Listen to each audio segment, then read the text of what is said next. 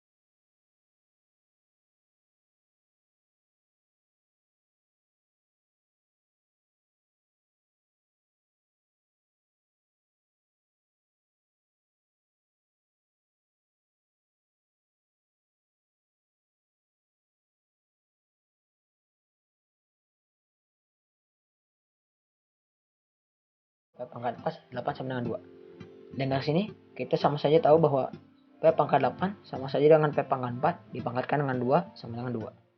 Karena kita tahu P pangkat 4 sama dengan S, maka kita dapat mengganti P pangkat 4 yang di dalam menjadi S kuadrat sama dengan 2. Atau karena di soalnya kita mengetahui bahwa T log S yang dicari, maka kita dapat mengubahnya S sama dengan akar 2 terlebih dahulu, atau bentuk lain menjadi 2 pangkat setengah seperti kita sudah ketahui. Dan berikutnya untuk Q-nya sendiri kita dapat menulisnya lagi seperti yang P. Q pangkat 4 sama dengan 8. Karena kita juga tahu bahwa Q pangkat 4 sama dengan Q pangkat 2 dikuadratkan lagi karena terjadi perkalian dalam pangkatnya, maka sama dengan 8. Kita mengubah Q kuadrat dengan T, maka T kuadrat sama dengan 8, dan T-nya sendiri kita akarkan menjadi akar 8, atau bentuk lainnya yaitu 8 dipangkat setengah. Kita sudah menemukan T dan S. Maka kita dapat menemukan T log S, yaitu perhubungan dengan pangkat. T sendiri kita dapat taruh yaitu akar 8 log S-nya sendiri yaitu akar 2. Dari sini kita dapat melakukannya dengan dua cara. Saya tulis di bawah sini. Cara yang pertama yaitu dengan kita mengetahui dengan sifat-sifat yang sudah kita gunakan sebelumnya. Kita dapat mengubahnya menjadi 8 pangkat setengah log 2 pangkat setengah. Dari sini kita ketahui dari dua sifat sebelumnya bahwa A pangkat M, yaitu basisnya dipangkatkan, maka akan menjadi 1 per M, atau pangkat sendiri di basis akan dipindahkan ke depan dan dibalik posisinya menjadi 1 per M. Dan sifat yang kedua yaitu A log B pangkat M, yaitu M pangkat M merupakan pangkat dalam numerasi sendiri dapat diubah menjadi ke awal, yaitu M kali A log B. Kita dapat menggunakan kedua sifat tersebut secara sekaligus. Di sini kita tahu bahwa numerusnya dipangkatkan setengah, yaitu 2 pangkat setengah, maka setengahnya kita dapat pindahkan ke depan.